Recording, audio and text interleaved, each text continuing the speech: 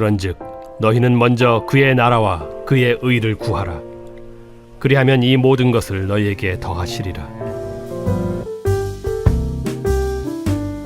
우리 교회는 목장 예배를 통해 3주간 산상수훈에 대해 말씀을 나누었습니다.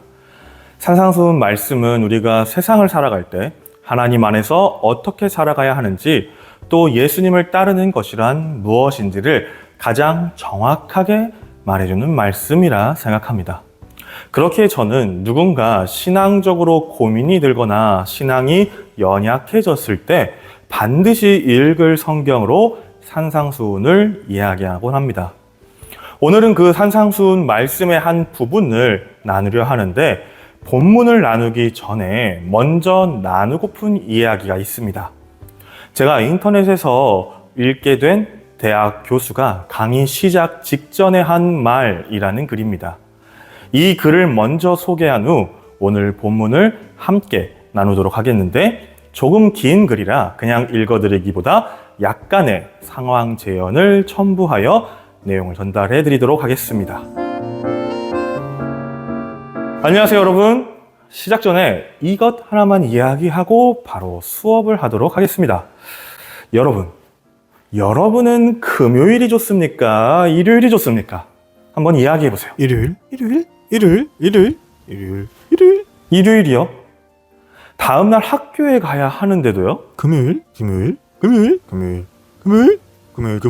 금요일이요? 일요일에는 쉴 수가 있잖아요.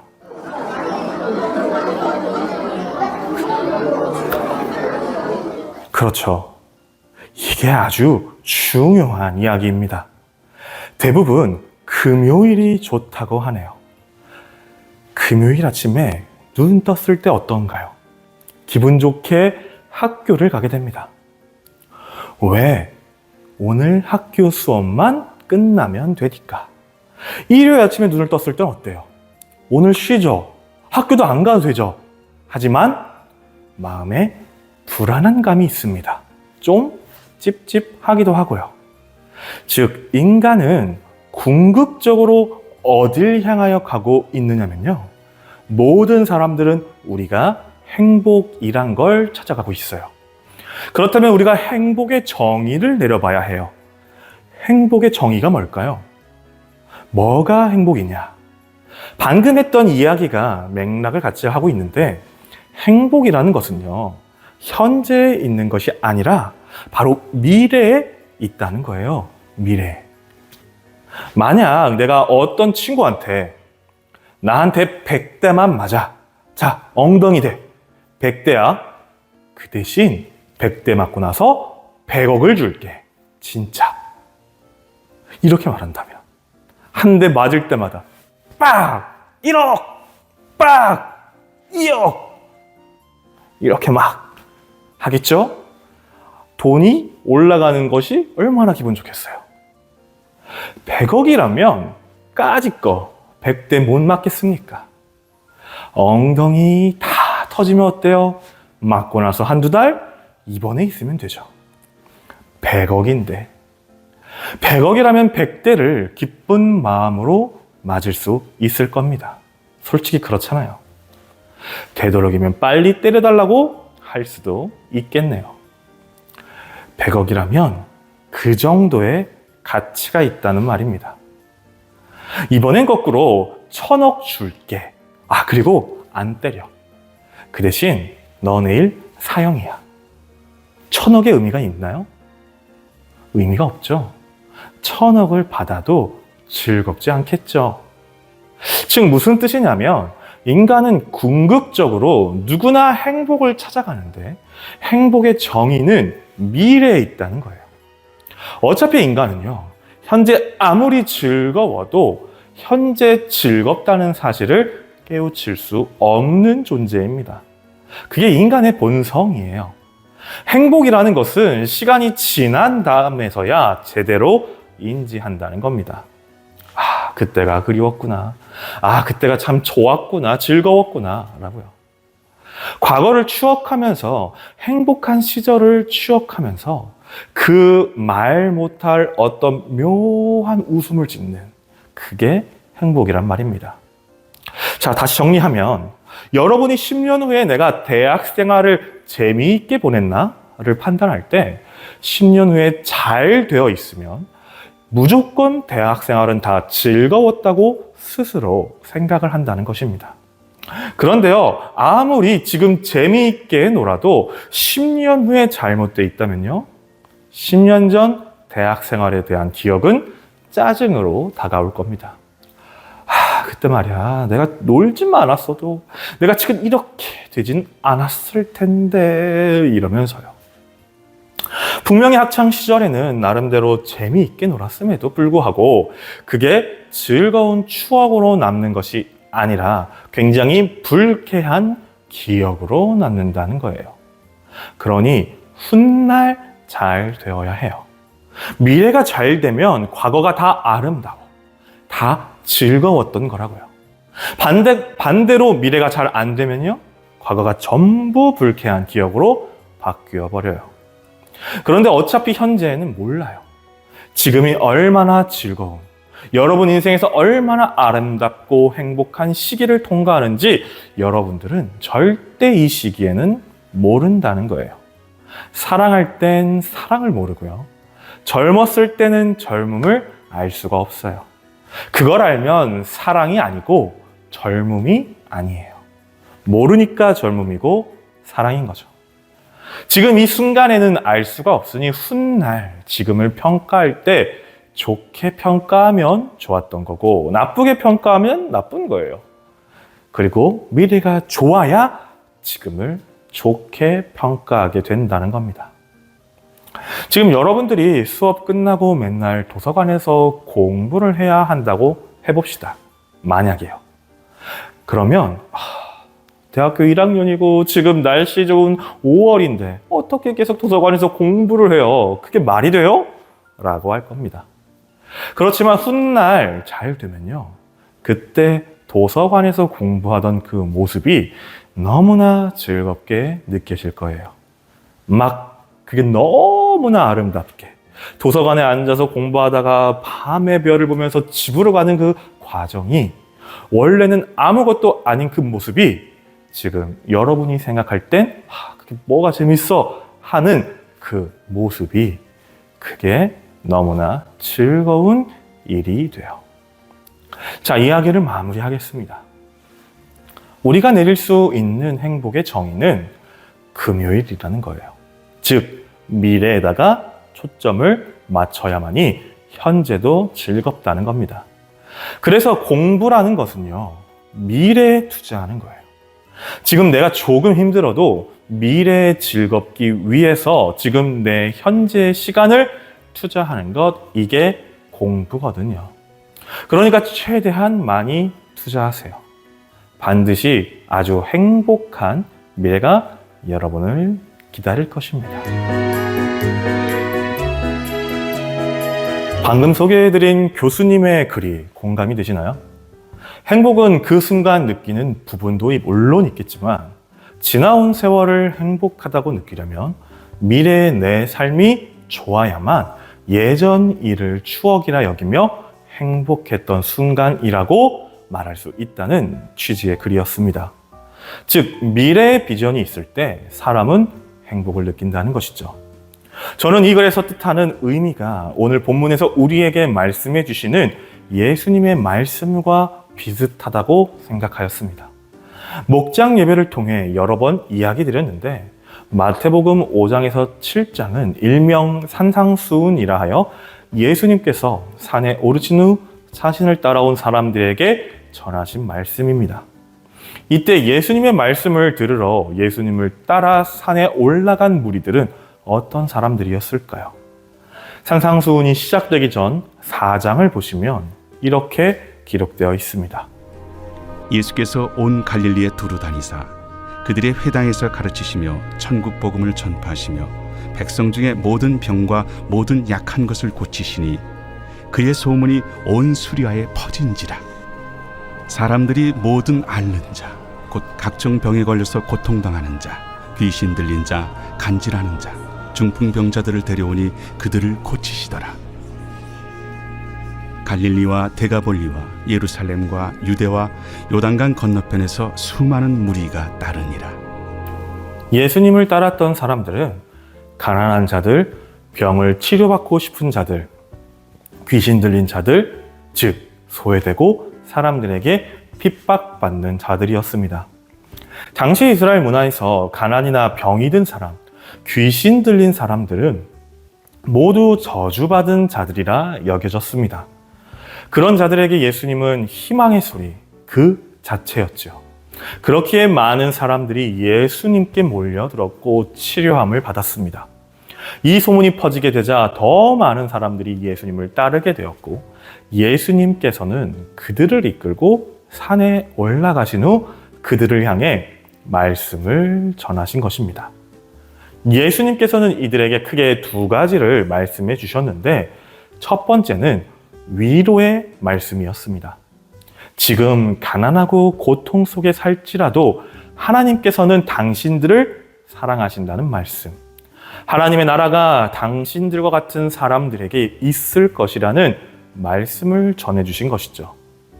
소외받고 스스로를 저주받은 사람이라고 생각한 자들에게 이보다 더 큰 위로의 말씀이 있을까요? 예수님은 그들에게 그런 위로의 말씀을 주신 것입니다. 그러나 예수님께서도 그들에게 위로만 전해주시지 않으셨습니다. 두 번째로 위로를 건네신 후 하나님 안에서 어떤 삶을 살아야 하는지를 가르쳐 주신 것입니다. 오늘 본문도 바로 그러한 맥락으로 보시면 됩니다. 오늘 본문을 바르게 이해하기 위해서는 앞절들을 먼저 살펴보아야 합니다. 마태복음 6장 25절에서 32절 말씀을 세 번역으로 보시겠습니다. 그러므로 내가 너희에게 말한다. 목숨을 부지하려고 무엇을 먹을까 또는 무엇을 마실까 걱정하지 말고 몸을 감싸려고 무엇을 입을까 걱정하지 말아라. 목숨이 음식보다 소중하지 아니하냐. 몸이 옷보다 소중하지 아니하냐. 공중의 새를 보아라. 씨를 뿌리지도 않고 거두지도 않고 곳간에 모아들이지도 않으나 너희의 하늘아버지께서 그것들을 먹이신다. 너희는 새보다 귀하지 아니하냐.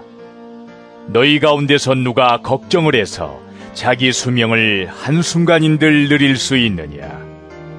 어찌하여 너희는 옷 걱정을 하느냐. 들의 백합화가 어떻게 자라는가 살펴보아라. 수고도 하지 않고 길쌈도 하지 않는다. 그러나 내가 너희에게 말한다. 온갖 영화로 차려입은 솔로몬도 이 꽃 하나와 같이 잘 입지는 못하였다. 오늘 있다가 내일 아궁이에 들어갈 들풀도 하나님께서 이와 같이 입히시거든. 하물며 너희들을 입히시지 않겠느냐. 믿음이 적은 사람들아. 그러므로 무엇을 먹을까 무엇을 마실까 무엇을 입을까 하고 걱정하지 말아라. 이 모든 것은 모두 이방 사람들이 구하는 것이요 너희의 하늘 아버지께서는 이 모든 것이 너희에게 필요하다는 것을 아신다. 이 말씀은 우리를 향한 예수님의 위로입니다. 세상을 살아갈 때 걱정을 하지 않고 살아갈 수 있는 사람이 있을까요? 특히나 조금 전에도 이야기 드렸지만 당시에 이 말씀을 듣고 있던 청중들은 가난한 사람, 병든 사람, 귀신 들린 사람과 그들의 가족이었습니다. 즉 온통 걱정과 근심을 안고 살아가야 하는 자들이었다는 것이죠. 그런 자들에게 예수님께서는 하나님께서 너희의 부족함을 채워주실 것이니 염려하지 말라고 말씀해 주신 것입니다. 우리는 이 말씀을 통해 위로를 얻을 수 있습니다. 우리의 근심과 걱정을 하나님께서 맡아주실 것이란 희망을 품을 수 있게 되기 때문입니다. 그런데 예수님의 말씀은 이 위로에서 끝나지 않으셨습니다. 이러한 걱정과 근심을 하지 않으려면 우리가 먼저 해야 할 것이 있다 말씀하신 것이죠. 그것이 바로 오늘 본문 말씀입니다. 너희는 먼저 하나님의 나라와 하나님의 의를 구하여라. 그리하면 이 모든 것을 너희에게 더하여 주실 것이다. 먼저 하나님의 나라와 하나님의 의를 구하라는 것입니다. 그러면 하나님께서 이 모든 것을 우리에게 더하여 주신다고 하시면서요. 여기서 중요한 것은 주객이 전도되어서는 안 된다는 것입니다. 우리가 왜 신앙생활을 하며 행복을 누리지 못하고 신앙생활을 함에도 힘들기만 하는지가 바로 이 말씀을 주객전도하기 때문입니다. 제가 처음에 소개했던 교수님의 글에서 미래가 있어야 훗날 자신의 삶을 돌아보았을 때 그 시절을 행복했던 기억으로 인식할 수 있게 되는 것처럼 우리가 신앙생활을 할 때에도 하나님과의 관계성이 분명할 때 신앙생활을 바르게 영위하며 신앙생활을 열심히 할 수 있게 된다는 것입니다. 그러기 위해서 우리는 먼저 행해야 할 것이 무엇인지를 잘 판단해야 합니다. 오늘 본문은 먼저 내 삶에 대한 걱정과 근심, 세상에서 무엇을 먹을까, 무엇을 마실까, 무엇을 입을까 생각하라고 하지 않았습니다. 우리에게 먼저 구하라고 하신 것은 하나님 나라와 의라는 것을 꼭 기억해야 합니다. 이것이 뒤바뀌게 되면 우리는 제대로 된 신앙생활을 할 수 없습니다. 내 것을 구하기 위한 신앙생활, 내가 더 잘 살기 위한 신앙생활, 내 부족함을 채우기 위한 신앙생활처럼 하나님이 뒷전이 된 신앙생활에서는 하나님의 뜻을 절대 깨달을 수 없기 때문입니다. 그리고 이렇게 내 것에만 집중하며 하나님의 뜻을 구하지 않는 신앙생활은 결국 내 것이 채워지지 않았을 때 그동안 했던 신앙생활을 후회하게 됩니다. 하나님, 나 이렇게 열심히 신앙생활했는데 왜 내 삶에 필요한 것들을 안 채워주시고 행복하게 만들어주시지 않으십니까? 내가 이렇게 살 필요가 없었네요. 라고요. 그렇게 우리가 먼저 구해야 할 것은 하나님 나라와 의입니다. 왜냐하면 그것이 바로 신앙이기 때문이며 그것을 구하며 살아가는 삶이 신앙생활이기 때문입니다. 이렇게 먼저 하나님 나라와 의를 구하는 사람은 모든 상황에서 하나님의 인도하심을 찾게 됩니다. 왜냐하면 32절의 말씀처럼 나보다 내 필요를 더 잘 아시는 분이 하나님이시라는 것을 깨닫게 되기 때문이죠. 이런 신앙생활을 하는 사람은 삶에 일어나는 일들을 통해 하나님의 위치를 좌지우지하지 않고 기쁜 일이 생기면 기쁜 일로, 힘든 일이 생기면 힘든 일을 통해 역사하시는 하나님을 발견하게 되는 것입니다. 혹 비그리스도인들은 이 말을 들으면 그런 건 그냥 귀에 걸면 귀걸이, 코에 걸면 코걸이 아니냐라고 이야기할 수도 있습니다. 비그리스도인에게 그렇게 들릴 수 있으나 우리 그리스도인에게 이것은 믿음입니다. 그리고 성경의 수많은 인물들은 이러한 믿음을 가진 신앙생활을 하였습니다. 그렇지 않고서야 왕이 되기 전 자기 나라의 왕이 항상 자신을 죽이려 하였다거나 왕이 되어서는 자신의 아들이 자신을 죽이려 했던 경험을 한 다윗의 고백이 어떻게 가능했을까요? 예수님을 전하기 위해 매일 고민하며 복음을 전하였지만 자신은 매번 감옥에 수감되어야 했던 사도 바울의 삶이 어떻게 가능했을까요? 그들이 그러한 삶을 살 수 있었던 것은 자신의 상황 안위보다 먼저 하나님의 나라와 의를 구했기 때문이었습니다. 그렇기에 기쁠 때는 누구보다 한없이 기뻐하였고 괴로운 순간에도 하나님을 찬양할 수 있었던 것입니다. 예수님께서 40일 동안 금식 기도를 하신 후 마귀에게 시험을 당하시는데 그중 처음 받으신 시험에 대한 대답이 오늘 본문과 굉장히 유사한 말씀입니다.